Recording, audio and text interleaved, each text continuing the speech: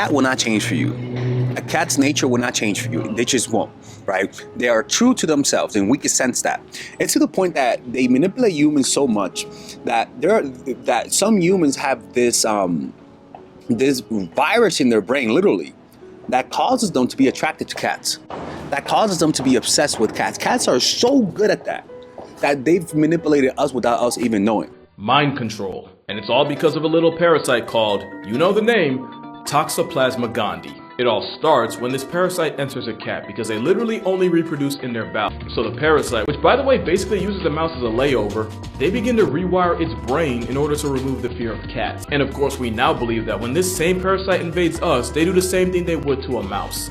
Which is why popular opinion is that the Toxoplasma parasite causes an unreasonable attraction to cats. And it's possible that this factory reset of our personality is due to the parasite making enzymes that control dopamine. It's not 100% proven that the parasite's responsible for all the cat people in the world, but hear me out. There's proof that this parasite was present in ancient Egyptian mummies. And these were the people that straight up worshiped them.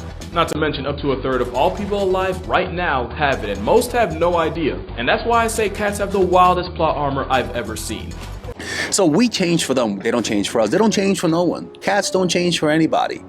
And you can tell that because they're willing to walk away. In fact, even when you try to pet a cat, even though he likes or she likes being petted, it's not always gonna let you pet it. And so it has a restriction of access, and that's if there's an animal to imitate that exemplifies feminine energy, that exemplifies confidence and independence, it's cats. So today we're going to talk about what are some qualities that cats have that you guys can integrate in order to project more confidence, to move and behave cat-like. If you actually achieve this, you'll notice that people will become more magnetic to you. You'll have an ease and relaxation about yourself that people will find irresistible. Cats have a lot of superpowers, and those superpowers are analogous and great metaphors for traits for you guys to adapt in your behavior. Also, men also can learn this. Women also can learn this. So let's find out what that is. The first thing about cats that I find fascinating is that one, they have zero fall damage. When a cat falls from 10 stories high, cats tend to be able to fall and land on their feet without breaking a bone. You've probably heard that cats always land on their feet, but the real flex is being able to fall from heights that would have any human furnishing a coffin. A 1987 study showed that out of 132 cats that were brought to an emergency vet in New York City after falling out of a high-rise, 90% lived and less than 40% required life-saving treatment. Now, how do they do it? You see, when you're in free fall, you accelerate towards the ground until you reach terminal velocity, where you literally can't fall any faster. When cats reach TV, they splay their legs and kind of just parachute the rest of the way down. And instead of landing on their feet, they break their fall with their chest and abdomen. Obviously, they don't completely tank the hit, but thanks to their relatively large surface area to weight ratio, they maximize the points of contact that smack the ground and therefore minimize the damage. The cats that reach terminal velocity instinctively know not to tense up, but instead relax and basically turn themselves into a kite on the way down. So how is this metaphoric? In life, you gotta learn how to fall. When you're a woman, a man, and you get rejected, you gotta learn how to take that rejection and relax, not tense up, not let it become a scar, not let it become part of your character and internalizing the rejection. We can draw inspiration from cats' resilience in the face of falls and adapt it to handle failure and rejection. One possible metaphor could be falling with grace. It implies the ability to experience setbacks or disappointments without being emotionally or mentally wounded. Like cats, humans can learn to gracefully navigate challenges, setbacks, and rejections by maintaining composure, learning from the experience, and swiftly recovering to continue moving forward. Another metaphor could be landing on your feet. This metaphor signifies the capacity to recover quickly and efficiently after encountering failure or rejection. It suggests the importance of being adaptable, resilient, and resourceful in difficult situations, much like how cats adjust their bodies mid-air to land safely. These metaphors can remind us of the importance of resilience, adaptability, and maintaining a positive mindset when faced with adversity. They encourage us to learn from setbacks and use them as stepping stones for personal growth and eventual success.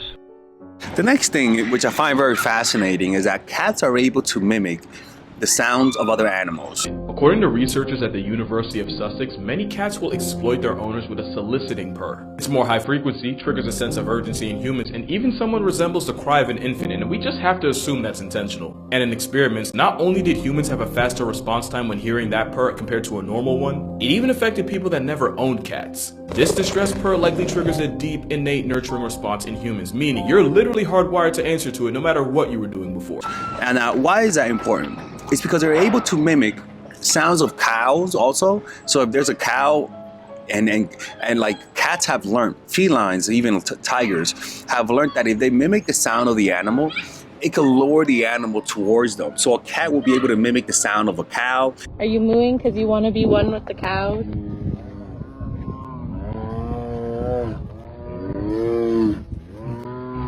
I think that's how you trick cows into coming over. Even cats, house cats, are able to mimic the sound of a baby crying, so that you can actually give it what it wants. A cat mimics and learns through observation what you like and what are the things that you don't like. What are the looks that gives them food? What are the little things that they could do to charm you? So how does that apply to behaving like a cat? It's almost like you become like a chameleon. You find out what people like. You enter people's spirits. One of the great sources of frustration in our lives is other people's stubbornness. How hard it is to reach them, to make them see things our way. We often have the impression that when they seem to be listening to us and apparently agreeing with us, it is all superficial. The moment we are gone, they revert to their own ideas. We spend our lives butting up against people as if they were stone walls. But instead of complaining about how misunderstood or ignored you are, why not try something different? Instead of seeing other people as spiteful or indifferent, instead of trying to figure out why they act the way they do, look at them through the eyes of the seducer. The way to lure people out of their natural intractability and self-obsession is to enter their spirit. All of us are narcissists. When we were children, our narcissism was physical. We were interested in our own image, our own body, as if it were a separate being. As we grow older, our narcissism grows more psychological. We become absorbed in our own tastes, opinions, experiences. A hard shell forms around us. Paradoxically, the way to entice people out of this shell is to become more like them. In fact, a kind of mirror image of them. You do not have to spend days studying their minds. Simply conform to their moods, adapt to their tastes, play along with whatever they send your way.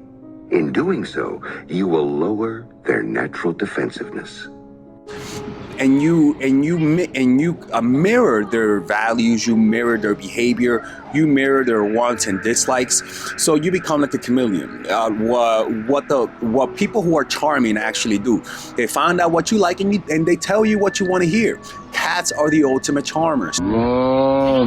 Cats are the ultimate manipulators.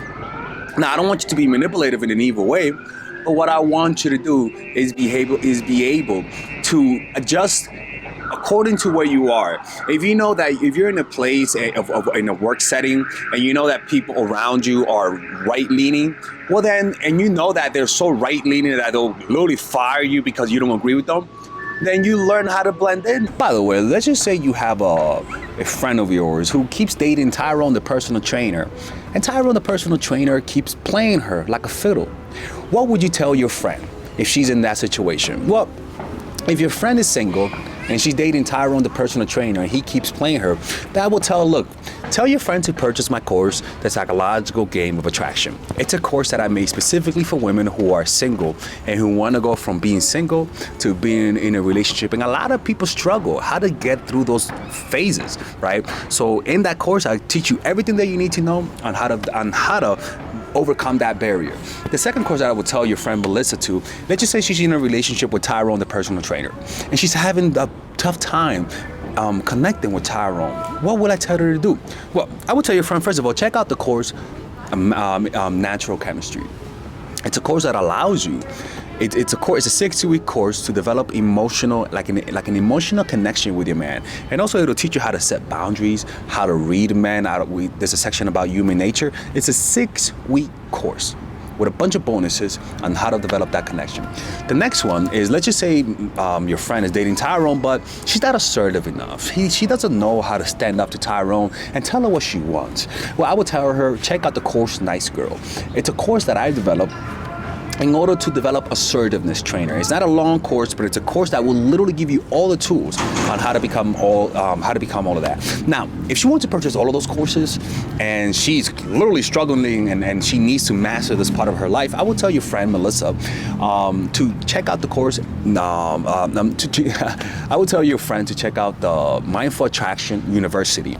It's a bundle deal where you get all of those courses at a discounted rate. Let me tell you something. Tyrone is not gonna know what hit him. All right, so tell her to click on the description down below where you can purchase all of those options, or she can become a Patreon member where she could join the Robert Greene Book Club, and she gets a bunch of other videos all for $5 a month. Click on the description down below and let's continue with the video. And one of the ways to apply this is that when you meet people, stop focusing on what you're gonna say. Stop focusing on what you want to talk about. Find out what they want to talk about. Find out what are the things that fascinates them, what makes them unique, how do they speak, what are the phrases that they use, and use it yourself. Become their mirror. People, let me tell you something, it validates people. It validates people, and even though people know you might be mirroring them, people like that. It raises their self-esteem. Give them that good self-esteem hit. Give them that good feeling of being flattered through mimicry. And cats do that. Cats understand that if they want to gain the attention of their master, they just mimic them. They mimic the behavior of their children. Here are some ways cats manipulate and imitate humans. Vocalizations. Cats can learn to produce specific sounds or meows that elicit specific responses from their human companions.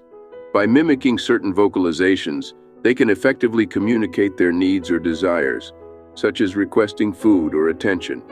Body language. Cats often observe and mimic human body language. They may learn to sit or lie in similar postures as their owners, imitating their behavior or mirroring their movements. This can create a sense of connection and familiarity between cats and humans. Emotional mirroring. Cats are known to be sensitive to human emotions. They can mimic the emotional states of their owners, both positive and negative, to establish a bond or influence human behavior. For example, if a person is feeling sad, a cat may display comforting behaviors to alleviate their distress. Behavioral adaptation. Cats observe and learn from human behavior, adapting their own actions accordingly. They may copy certain habits, routines, or activities performed by their owners. For instance, if a person regularly sits down to read a book, a cat may join them and curl up nearby. And it ends up them living rent-free in our house, being assholes, and us loving them at the same time. That's one thing, right? What's fascinating is that they pretty much know how to build rapport, right? They know that when you're doing a certain body language, they mimic your body language. They mimic your moods. They mimic your habits. So what that does is that studies show that when somebody mirrors us, we literally develop a rapport with them. So if I'm talking low, I don't come up to you talking high. I come up to you, talk low like you. If they're talking negative if they're feeling negative, I'll speak and also feel negative, right? If their body language is leaning back, I'll literally do the same thing. What that does is that it just establishes rapport. You mirror them emotionally, you mirror them body language, and you mirror them behaviorally. That will create an unconscious desire to connect with you, because you seem and feel so familiar, and this is all unconscious. And this is what cats do. They're so good at that. Mirroring body language, emotional moods, and habits can build rapport due to psychological and neurological mechanisms at play. From a psychological perspective, humans have an innate desire for connection and belonging. When individuals mirror each other's body language, it creates a sense of similarity and familiarity, leading to increased comfort and rapport. This mirroring behavior signals to the other person that they are understood and accepted, fostering a deeper level of connection. Neurologically, the process of mirroring activates the brain's mirror neuron system. Mirror neurons are specialized cells in the brain that fire both when we perform an action and when we observe someone else performing the same action. When we mirror someone's body language or emotional state, these mirror neurons are activated, creating a neural resonance between individuals. This neural resonance enhances empathy and understanding, allowing us to better relate to and connect with others on an emotional level. Moreover, mirroring can trigger the release of oxytocin, often referred to as the bonding hormone. Oxytocin promotes social bonding, trust, and cooperation. When individuals engage in mirroring behaviors, it can stimulate the release of oxytocin, further strengthening the rapport between them. This hormonal response reinforces positive feelings and deepens the sense of connection. Additionally, mirroring habits or behaviors can establish a shared sense of identity and common ground. Humans naturally gravitate towards those who are similar to them, as it creates a sense of belonging and validation. When we notice similarities in preferences, routines, or activities, it strengthens the perception of compatibility and shared interests. This shared ground provides a strong foundation for building rapport and forming lasting connections. Overall, mirroring body language, emotional moods, and habits build rapport through the psychological need for connection, the neurological activation of mirror neurons, the release of oxytocin, and the establishment of common ground. These mechanisms facilitate empathy, understanding, and a sense of shared experience, creating a deeper and more meaningful connection between individuals. Next thing that cats do is the way they move. They move with a certain grace that is almost like slow motion, but it's not. They have a movement where they walk as though they're in a hurry. They have a certain movement where they walk like they are not in a hurry. So what they do is that their movements are slow. Even when you call them, they don't respond quickly. They're just responding in a slower way. Even when they meow, they don't meow loud. They meow in a soft way. They never raise their voice. You can never catch them by surprise. They're always alert and relaxed and in control of their bodies, right? And you could develop this type of movement. You guys can imitate the way they move by just moving slower. You could talk the way they talk by just speaking slower, by articulating your words. When somebody calls you, you don't move your head, you look and then you move your head, right? You have a slowness to your move. When you walk, you don't walk in a hurry. All of those things are imitating cat-like behavior that humans find attractive, that humans find charming. The next thing about cats is that they're independent and self-sustainable. Unlike dogs, you could throw a cat out the house and the cat will survive. Like he'll be able to survive and live without you. They know how to hunt, right? So that independence comes down in human terms to being willing to walk away. Cats know that, motherfucker, I don't need you. I could just go out in New York City and start hunting for rats and survive without your ass, right? Cats understand that. So because of this willingness to walk away, you can sense that they don't need you, and that causes us to give them more, to take care of them more. When you take care of yourself, people will want to take care of you. It's how that works, that independence. So if you're someone that's clingy, emotionally clingy, that always needs someone to be around them, there's nothing wrong with that because that's just being human. But you got to learn how to also overcome that, not make it part of your character. And you learn that through giving yourself self-love and through allowing yourself to through challenging yourself and failing at it. When you allow yourself to fail and learn through failure, you develop that resilience, right? And when you develop self-love, you'll be able to handle the failure with much more relaxation. Just like when cats, when they fall, they relax the muscle. Also, when you're falling and you're failing, you don't tense up by closing yourself from the world. You actually open your senses more. You actually look around and say, okay, well, how did I create this? What are some of the things that I did that caused this situation? Which is similar to relaxing your muscle and not taking it personal. So that's one thing. Complete independence from other people. Self-sustained, that means you can survive on your own. That means that if you fail, you could build up again. That means that you have a career for yourself, or you're building a career. And also that means that even when you meet a man, you're learning not to completely depend on the man. Robert Greene emphasizes the significance of self-reliance and not depending on anyone but yourself. He believes that true power and ownership come from within. Here are some steps on how to develop self-reliance based on Robert Greene's ideas. Recognize the importance of self-reliance. Understand that relying on others for validation or resources can be limiting and hinder personal growth. Cultivate self-awareness. Take time to reflect on your strengths, weaknesses, and values. Understanding yourself better will help you build confidence and trust in your own abilities. Embrace fearlessness. Overcome your fears and embrace challenges. Green encourages individuals to confront their fears head-on, as fear often holds people back from achieving their full potential. Take responsibility. Accept complete ownership of your actions, decisions, and outcomes. By taking responsibility for your life, you gain a sense of control and empowerment. Develop independence. Focus on developing independence in all aspects of your life. This includes mentally embracing your independence and physically taking ownership of your work and what you produce. Learn from setbacks. View setbacks and failures as learning opportunities rather than obstacles. Embracing resilience and learning from past experiences will help you become more self-reliant. Set long-term goals. Determine your long-term goals and create a plan to achieve them. Operating with clear goals brings clarity and resolve, enabling you to rely on yourself to work towards success. Remember, developing self-reliance is a process that takes time and effort.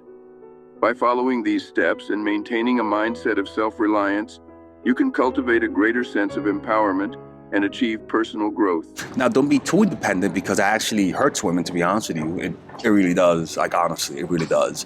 Like, female CEOs experience more divorce than male CEOs. It is what it is. Which also means, like I said, cats have natural hunting skills. That means that if you don't depend on no person, you don't depend on a woman, and you don't depend on a man. If you are depending on somebody to rescue you, you failed already. You're not a cat no more, you're a dog. The next thing is that cats don't chase. A cat will not come to you if you ask it to come to you. A cat will come to you when it wants to come to you. A cat knows how to play the game of absence and presence. They're not always affectionate, but they're not always cold. They're not always there, but they're not always absent. A cat likes to have his personal space, right? All of those qualities are qualities that you want to develop. You don't want to be on top of the person that you're with all the time. And also, you don't want to give them affection all the time. You want to take away some affection sometimes. You want to express that you want your own space. You don't want to be consistently chasing after them. And you notice that cats do that. Cats don't run after you when you come into the door all the time, unlike dogs. When you piss off a cat will remember the shit you did and will not forget. Now, I don't want you to be that cynical like a cat, right? But I want you to apply some of the qualities of a cat, where if you do them wrong, they're not just gonna forgive you. You better make it up to them. They have standards. They have rules of how to behave with them. And all cat owners understand that you have to treat your cat with respect, or that cat will hate you forever. Even though you're giving him food, the cat will always sleep with one eye open. That unforgiving aspect of cats is attractive. Now, again, I don't want you to be unforgiving, but I want you to learn from that aspect of cats. Because a lot of girls who are super nice, who are gullible, they get played a lot by cats. They get played a lot because they don't remember the shit that people do that caused them not to trust them. Humans have an innate need for love, connection, and validation. Individuals who have experienced abuse or manipulation may cling to the positive aspects of their relationship because it fulfills their deep-seated desire for acceptance and affection. They may believe that if they hold on to the good, it will eventually outweigh the bad. Cognitive dissonance refers to the discomfort caused by holding conflicting beliefs or values. In the context of abuse, victims may experience cognitive dissonance by trying to reconcile the contradictory experiences of both abuse and positive treatment. To reduce this discomfort, they may choose to focus solely on the positive aspects to maintain a sense of stability or to preserve their self-esteem. Next thing about cats is that you can't read them. You can't read their face, right? Unlike dogs even have like eyebrows where you could tell when a dog is confused. Most dogs actually, it shows you how dogs adapted to us, but we adapted to cats, right? Dogs develop through observation the ability to move their eyebrows, right? Wolves don't have that ability. Dogs even do. It's even to the point where it's even darker here. And the reason why that is because they're mimicking us. They're becoming more like us. Even some dogs have human eyes, right? Now, cats don't. In fact, we change for cats. Cat will not change for you. A cat's nature will not change for you. They just won't, right? They are true to themselves, and we can sense that. It's to the point that they manipulate humans so much that some humans have this this virus in their brain, literally, that causes them to be attracted to cats. That causes them to be obsessed with cats. Cats are so good at that they've manipulated us without us even knowing. Mind control. And it's all because of a little parasite called, you know the name, Toxoplasma gondii. It all starts when this parasite enters a cat because they literally only reproduce in their bowel. So the parasite, which by the way basically uses the mouse as a layover, they begin to rewire its brain in order to remove the fear of cats. And of course we now believe that when this same parasite invades us, they do the same thing they would to a mouse. Which is why popular opinion is that the Toxoplasma parasite causes an unreasonable attraction to cats. And it's possible that this factory reset of our personality is due to the parasite making enzymes that control dopamine. It's not 100% proven that the parasite's responsible for all the cat people in the world, but hear me out. There's proof that this parasite was present in ancient Egyptian mummies. And these were the people that straight up worshipped them. Not to mention up to a third of all people alive right now have it, and most have no idea. And that's why I say cats have the wildest plot armor I've ever seen. So we change for them, they don't change for us. They don't change for no one. Cats don't change for anybody. And you can tell that because they're willing to walk away. In fact, even when you try to pet a cat, even though he likes or she likes being petted, it's not always going to let you pet it. And so it has a restriction of access, and you have to learn how to do that, especially when you like someone. Don't give them complete access to you.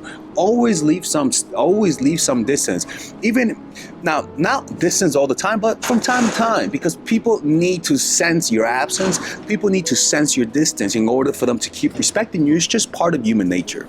The next thing is that cats have shame. Cats have some form of shame. Some people have no shame with their behavior.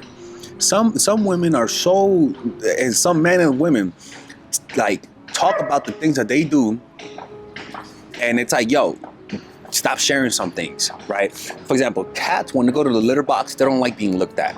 Unlike dogs, a dog will take a shit and look at you straight in the eye and saying, what are you looking at? Cats have shame. Cats have standards. Cats have some dignity to them. And we gotta learn how to have that dignity. How does that look like? Well, a lot of the times we chase people that are giving us half-hearted love. We don't have no shame.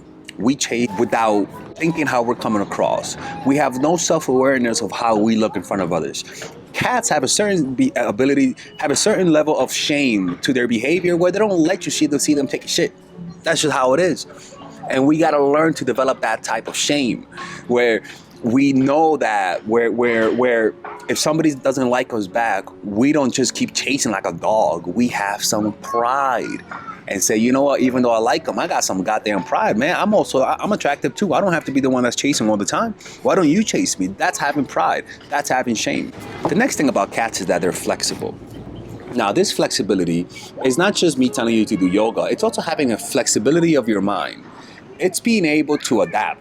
It's being able to stretch your limbs, stretch your abilities to as far as you can, and allow yourself to be uncomfortable until you're comfortable in that position. And that flexibility of mind doesn't just mean being able to take a hit in life and recover, but it also means being able to entertain different ideas, being able to be flexible and change your mind and be convinced. Nothing is more unattractive than somebody who's stubborn and hard-headed and cabezadura, somebody who's wrong and never apologizes. You have to develop that flexibility of mind where you're able to be wrong, where your ego could take a hit, where you're able to lose and still keep some form of self-esteem and learn from your mistake. Just as the body tightens with age, however, so does the mind. And just as our sense of weakness and vulnerability motivated the desire to learn, so does our creeping sense of superiority slowly close us off to new ideas and influences. Let us define the ideal state of the mind as one that retains the flexibility of youth along with the reasoning powers of the adult. Such a mind is open to the influence of others, and just as you use strategies to melt people's resistance, you must do the same on yourself, working to soften up your rigid mental patterns. When you have no flexibility, as you get older, you become bitter. And as you get more bitter, people will not want to get around somebody who is bitter and aging. That is not attractive. Having flexibility of mind allows you to keep yourself mentally fresh, to not develop an old mindset, to be able to have an aging body but a young mind. All of those things are attractive because one, you become romantic. Two, you're adventurous. Your partner will appreciate your youthful spirit, and all of those things you develop through continually changing as life goes on. You should not be staying the same as you get older. You should be changing not only to your body but also to the times. Not holding on to the past, not holding on to what worked in the past, not holding on to saying dating you should never be like this. No, you realize that dating is different now, and you adapt. That's having a flexibility of mind, like a cat. The next thing is that cats are able to see in the dark. Cats can also sense movement through their whisker. Cats with their whiskers can sense the different changes in air pressure. And in this case, that means being able to observe and see people who are trying to manipulate you, not being naive, being able to see in the dark, because not only are cats able to see in the dark, not only are cats able to sense the pressure of the environment, the air pressure of the environment, but also they have better hearing. They just have better hearing than humans. So that means you're somebody who's knowledgeable, somebody who could see through the darkness, who could see through cloud of manipulation of people trying to gaslight you. You have a good sense of self to the point that you don't allow somebody to manipulate you. You don't allow somebody to tell you who you are not. But another thing, you're also able to observe people. You are very observant. Cats don't just sleep. Cats sleep almost half-assed. Where a cat, where he might be sleeping, but then instantly wake up. Where you don't fall in a deep sleep of love. You don't allow the love that you have for someone to keep you completely asleep. You keep one eye open. You keep your hand and sword, even for a friend. And that don't mean to not be trusting, but that means to understand human nature. That's completely different than being completely naive. You understand that even you could betray a friend. You understand that your friends could betray you. Anybody could betray you. You could betray yourself. That is not a negative indictment on them. That is just an acknowledgement of human nature. Life is battle and struggle. You will constantly find yourself facing bad situations, destructive relationships, dangerous engagements. How you confront these difficulties will determine your fate.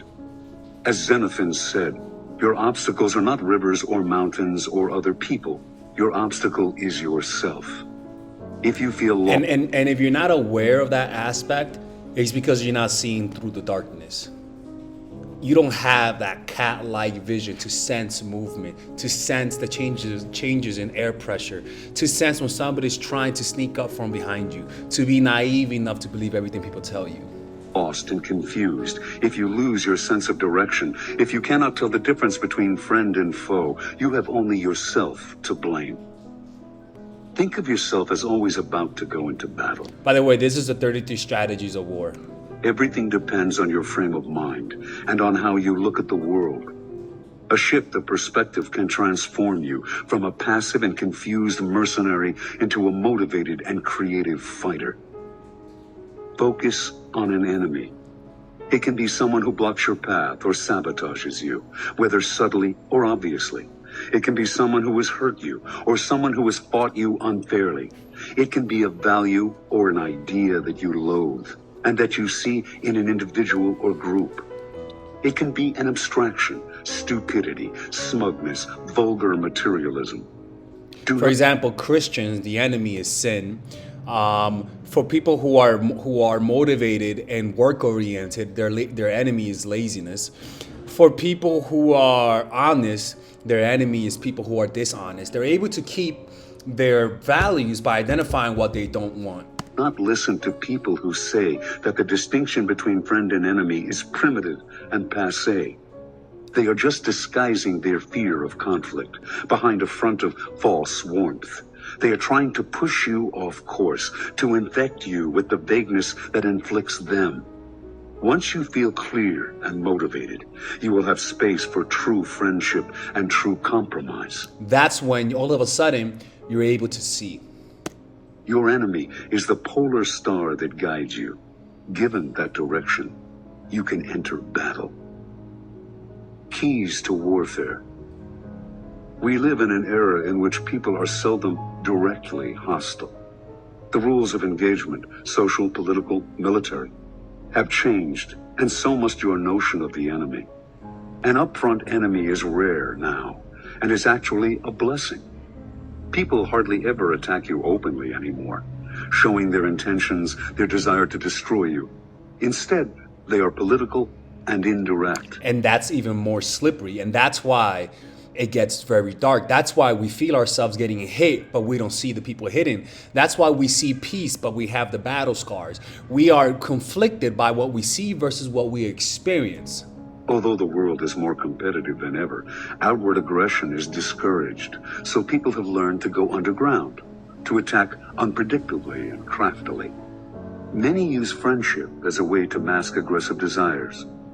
They come close to you to do more harm. A friend knows best how to hurt you. Or, without actually being friends, they offer assistance and alliance. They may seem supportive, but in the end, they're advancing their own interests at your expense. Then there are those who master moral warfare, playing the victim. Well, this is the big one, right? This is actually what people do nowadays, is virtue signaling. And they understand that if you have privilege, just stand up for those who are underprivileged. For example, if you're rich and you know that there's a target against you because people nowadays and throughout all of history, they didn't like rich people. So how do you use the moral game? You say, yeah, the rich are corrupt. I don't like the rich, and they're also rich, right? They're playing the moral game. Making you feel guilty for something unspecified you've done.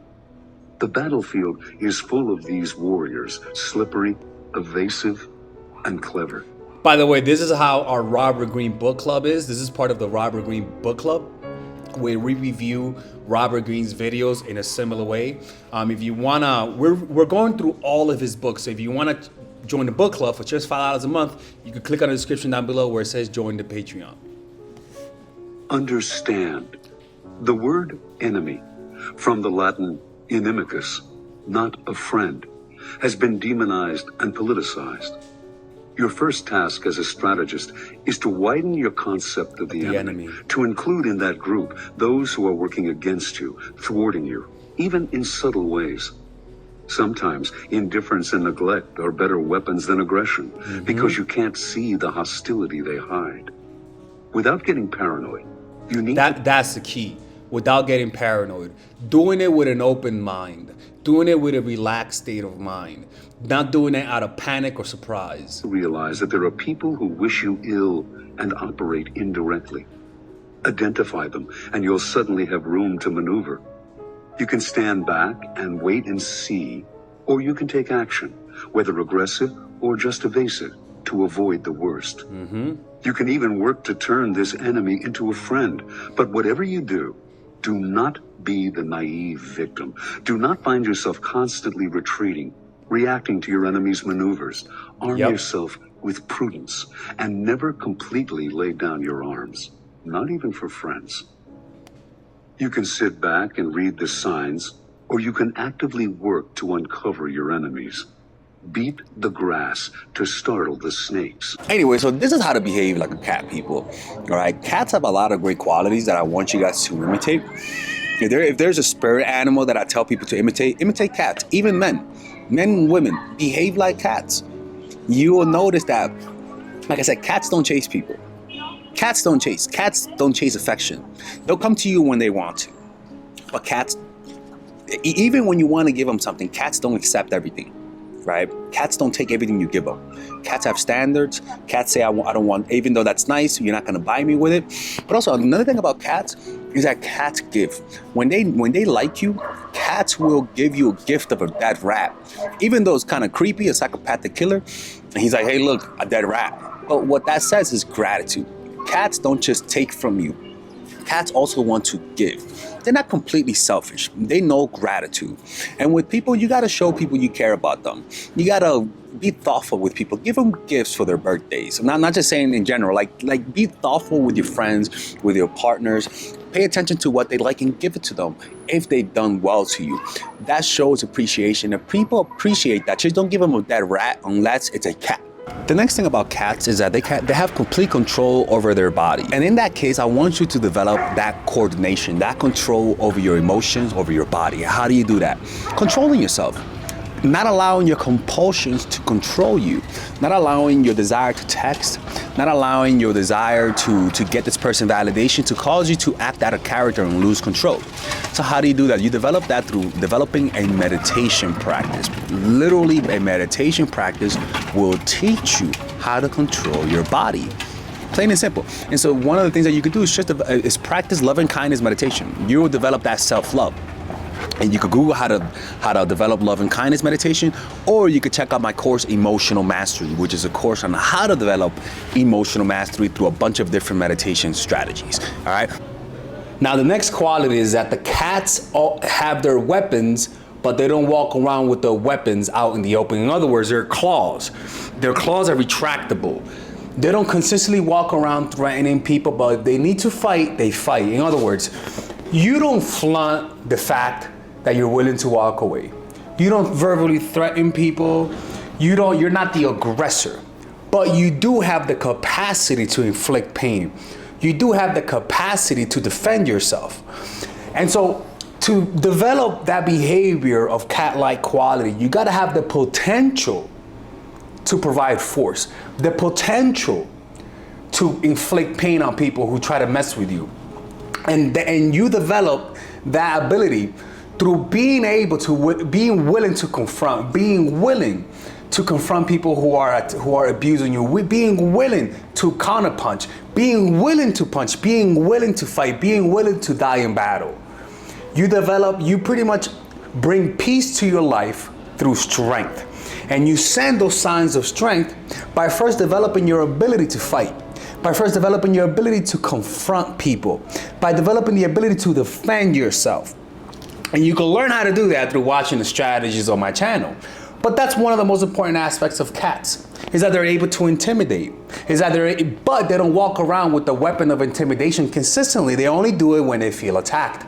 They only get bigger when they feel attacked. They only get bigger when they're threatened, right?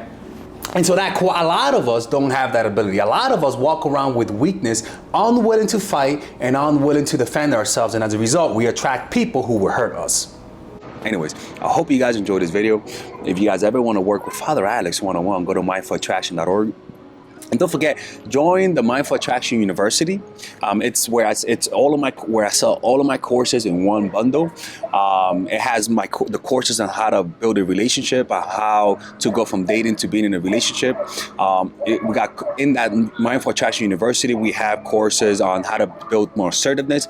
We have not emotional mastery yet. We're gonna add it, but we have those 3 courses: how to develop a relationship, how to keep a relationship, and how to develop assertiveness. You can click on the description down below to check out all of those courses, and I'll see you guys next time. All right, ladies and gentlemen, if you guys haven't purchased any of my courses, we have a special bundle deal for everyone. So that you can purchase all of my courses, meaning you could purchase the Psychological Game of Attraction, Natural Chemistry, and Nice Girl, along with all of the bonuses. Originally, if you purchase everything without the bundle, it'll be around $500, to be honest with you. But right now, if you guys purchase it with the bundle, you guys will be able to get all of these courses: Psychological Game of Attraction, which is for women who are single; Natural Chemistry, which is for women who are in a relationship; Nice Girl, which is a course on assertiveness, along with all of the bonuses: Social Mastery, Practical Mastery in terms of how to master anything, Social Mastery in terms of how to master your social skills, and The Laws of Human Nature, wherein it's part of the Robert Greene book club I used to have. All of these, naturally, like I said, it's $500. Now you get it at $394, which is essentially 20% off everything. But if you guys want to purchase a more affordable bundle, you guys can purchase the bundle without the bonuses, and that will be at $224 rather than the $300, rather than the $293 that you guys would naturally purchase it. So you could purchase it with the bundle or without the bundle. You could purchase it with the bonuses or without the bonuses.